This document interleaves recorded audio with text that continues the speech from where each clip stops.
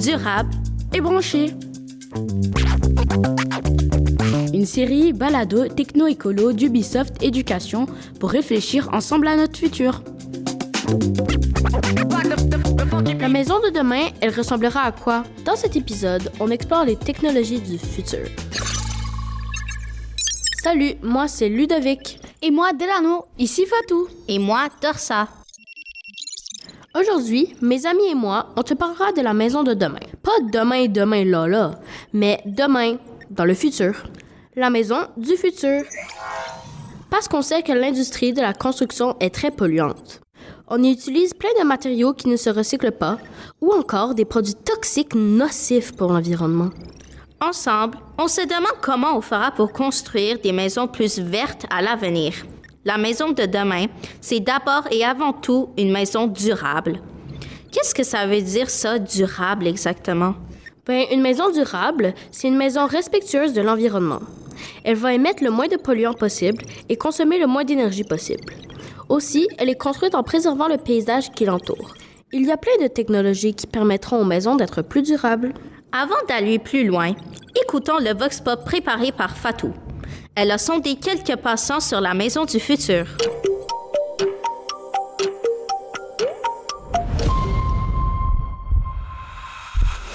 Pourquoi l'industrie de la construction est très polluante de votre avis? Je trouve que ça pollue parce qu'il y a toutes les machines qui font beaucoup de gaz et il peut y avoir des déchets, des substances un peu mauvaises pour la planète. De fabriquer du ciment, là, c'est hyper polluant. Je pense que l'industrie de la construction est si polluante parce qu'il n'y a pas toujours eu assez de règles pour limiter, en fait, par exemple, la production de carbone, etc. Donc, il y a un laisser-aller qui permet à tout le monde de faire un peu ce qu'ils veulent. C'est comme toutes les industries, il y a beaucoup d'améliorations à faire au niveau climatique, que ce soit pour la construction d'automobiles, n'importe quoi. De votre avis, qu'est-ce qui différencie la maison d'aujourd'hui à la maison de demain? Il va y avoir plus d'écrans dedans, j'ai l'impression, puis ça va être plus technologique. Moi, je dirais l'intelligence artificielle. Il va en avoir beaucoup plus dans l'avenir. Yeah. La diminution de l'énergie, là. Je pense une maison très informatisée où tu peux juste penser et puis tu allumes ta lumière, etc. Donc, je pense que ce sera pas mal comme ça. Les maisons sont plus vertes. J'ai bien hâte de voir de quoi aura l'air la maison du futur quand j'entends toutes ces réponses. Par contre, beaucoup de gens ont parlé d'électronique. Mais ce n'est pas que ça la maison du futur. Il faut aussi penser à l'environnement. Fatou, tu nous as d'ailleurs préparé une chronique spéciale sur les écoquartiers. On t'écoute. Est-ce que tu sais c'est quoi un écoquartier? C'est une zone urbaine qui a été conçue, organisée et gérée autour du développement durable. Dans ce genre de quartier, on privilégie les déplacements à pied, à vélo ou en transport en commun. On y augmente la biodiversité en plantant plusieurs arbres, mais aussi en respectant la végétation existante. Un écoquartier, c'est un endroit où il fait bon vivre ensemble. C'est un milieu où les économies vertes, circulaires et responsables sont mises de l'avant. Dans un écoquartier, on mise sur l'éducation environnementale et l'implication citoyenne. C'est-à-dire que les gens qui y habitent ont l'avenir de notre planète à cœur. Il y a des écoquartiers partout au Québec. Par exemple, à Montréal, il y a 18 écoquartiers répartis dans 15 arrondissements. Il y a entre autres le Technopôle Angus qui fête d'ailleurs ses 25 ans cette année. Auparavant, c'était la plus grande usine en Amérique du Nord. Aujourd'hui, c'est un écoquartier où 25% des espaces sont verts. La rue principale qui est piétonne et bordée d'arbres. Il y a des couloirs écologiques pour encourager la biodiversité et un boisé urbain à proximité. Et ce n'est pas tout, il y a aussi une boucle énergétique dans le quartier qui permet de redistribuer la chaleur entre les bâtiments. Ça permet de diminuer les émissions de gaz à effet de serre de 25%.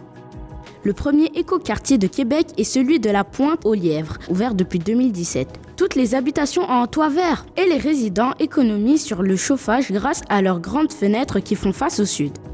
En Estrie, près du mont Ham, il y a un projet d'écoquartier en développement qui est très intéressant. L'écoquartier Orion comprend des maisons, des chalets et des mini-maisons, tous préfabriqués à partir de conteneurs maritimes. Leur structure en acier est robuste et durable. Et ça permet de donner une deuxième vie aux conteneurs qui ne sont plus utilisés. Les écoquartiers, c'est une idée géniale pour le futur et même dès demain si vous voulez mon avis. Le vrai demain cette fois. Oui, je suis bien d'accord avec toi. Merci Fatou. C'était très intéressant. C'est maintenant à mon tour de m'entretenir avec Emmanuel Cosgrove, le cofondateur et directeur général d'Éco-Habitation.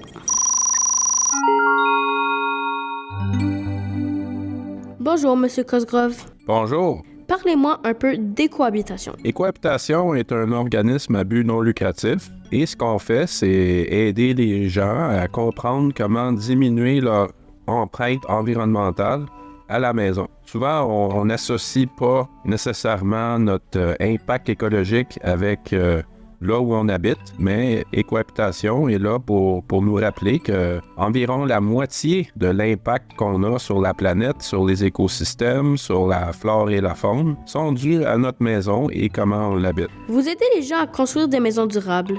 C'est quoi votre définition de la maison durable? La maison durable, pour moi, c'est une maison qui affecte beaucoup moins les écosystèmes. On pense à la déforestation, à l'exploitation minière, qui sont tous des choses qui ont des conséquences directes sur la planète. Donc oui, une maison construite avec des matériaux recyclés, moins impactants, mais aussi une maison qui consomme très peu et en même temps, une maison qui n'a pas trop de gaspillage parce que tout ce qu'on rejette dans l'environnement a un impact environnemental. Donc, on limite les intrants et tout ce qui sort en rejet va être automatiquement limité. On pense à un pommeau de douche, par exemple. C'est dans mes éco-technologies préférées. On prend une douche confortable, comme d'habitude, mais on consomme le tiers de l'eau d'une douche normale et par le fait même, le tiers de l'électricité qui sert à chauffer notre eau. Donc, c'est doublement intéressant, surtout que ça coûte à peu près le même prix qu'un pommeau de douche qui gaspille inutilement. Il y a peu de gens qui sont au courant que toutes les maisons peuvent être écologiques. C'est des idées qu'on se fait que la maison qu'on habite présentement ne peut pas être écologique. C'est ça que Éco-Habitation tente de défaire comme mythe. Selon vous, quelles technologies ou façons de faire sont particulièrement à surveiller dans les prochaines années en lien avec le développement durable? Il y a beaucoup de technologies, comme par exemple des pellicules invisibles qu'on met dans nos fenêtres pour faire en sorte qu'une fenêtre peut être presque autant isolant qu'un mur. Souvent, les fenêtres, c'est la place où on ressent un inconfort. On a froid en plein hiver devant une fenêtre. Les fenêtres du futur peuvent être aussi remplies de gel de silice, par exemple, qui est extrêmement isolant. Il y a des technologies qui sont comme des batteries qui stockent non pas de l'électricité, mais de la chaleur pour l'utilisation plus tard. C'est des briques réfractaires qu'on appelle. C'est des briques qu'on peut réchauffer à des hautes températures. Et quand on coupe le chauffage d'une maison, les briques peuvent la réchauffer quand même pendant plusieurs jours même. L'avenir est à la conservation thermique parce que le climat s'en vient de plus en plus chaud et de plus en plus froid en hiver, donc des extrêmes. La maison du futur va tempérer l'intérieur de façon passive, c'est-à-dire qu'on n'a pas de technologie nécessaire pour climatiser ou réchauffer la maison. On laisse que les murs et les fenêtres nous générer de la chaleur naturellement, une maison qui est faite en mode thermos. Et c'est un type de construction hyper efficace qui se répand de plus en plus partout dans le monde et c'est simplement de l'isolation et de bonnes fenêtres, de changement d'air. Donc, ça permet de vivre très bien sans avoir de technologie qui nous chauffe ou qui nous refroidit. Merci, Emmanuel Cosgrove, pour votre temps et votre expertise. Ça fait plaisir. C'est maintenant le moment de passer le micro à Delano. Tu nous parles des nouvelles technologies qui seront utilisées dans la maison du futur. Exactement, Ludovic. Savais-tu qu'en ce moment au Québec, les constructions sont faites avec une espérance de vie d'environ 100 ans? On construit, on utilise et ensuite on démolit. Pour tout reconstruire, tous les débris se retrouvent au dépotoir. Très peu sont recyclés. Qu'est-ce qu'on peut faire pour prolonger la durée de vie de nos maisons et réduire notre consommation des ressources? Pour notre futur, on devrait construire sans être dommageable pour notre magnifique planète.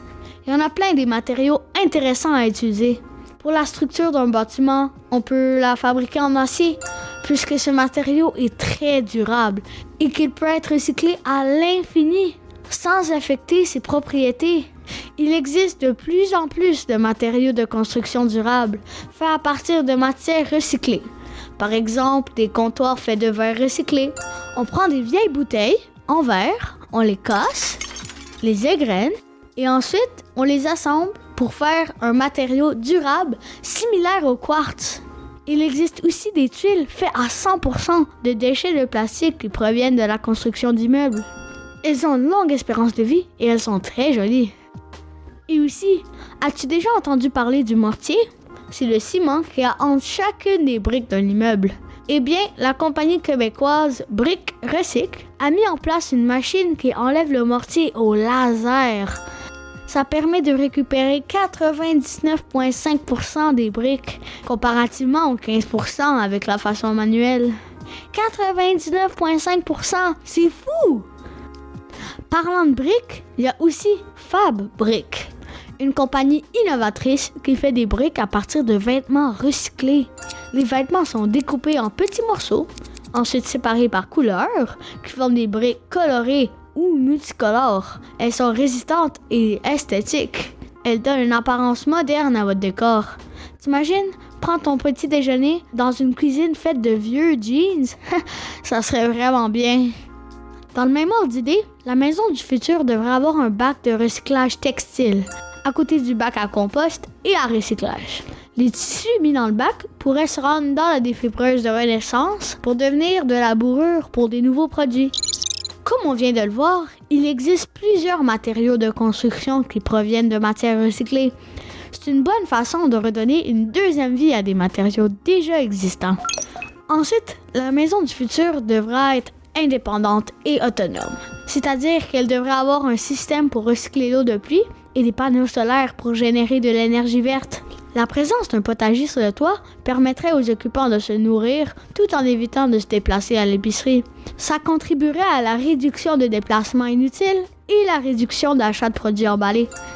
Je suis confiant que plus nous serons sensibilisés et informés aux problèmes du gaspillage de ressources, plus nous pourrons apporter des petits ou gros changements afin que les constructions retrouvent une empreinte écologique positive. Il y a des tonnes de solutions pour construire de manière durable.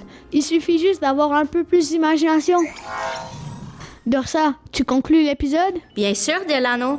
Merci pour tous ces trucs. Il y a plein de choses que je connaissais pas du tout. Comme tu as pu le constater, il y a plusieurs solutions pour construire des maisons et des quartiers de manière durable.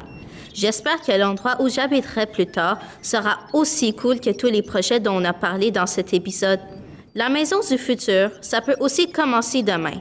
C'est possible de faire des petits gestes pour améliorer l'endroit où l'on habite. Glisse un mot à tes parents. Et de ton côté, en attendant d'avoir ta propre maison, sache que tu peux réduire ta consommation d'énergie. Par exemple, ferme toujours la lumière quand tu quittes une pièce, ne laisse pas couler l'eau du robinet pour rien et ne laisse pas la porte du frigo ouverte trop longtemps. N'oublie pas que chaque geste compte quand on pense à l'avenir. À la prochaine pour un nouvel épisode. Demain, durable et branché. Une production de la puce à l'oreille en partenariat avec Ubisoft Éducation, avec Dorsa Mazda-Rolomuri, Delano Miletti, Ludovic Normandin-Galland, Fatou Yandine-Diaye et Emmanuel Cosgrove, l'expert invité. Réalisation et coordination, Frédéric II. Direction éditoriale et recherche, Alex Beausoleil. Aide à la recherche, Neil Bellage. Merci à nos collaborateurs, la Maison du développement durable et les As de l'info.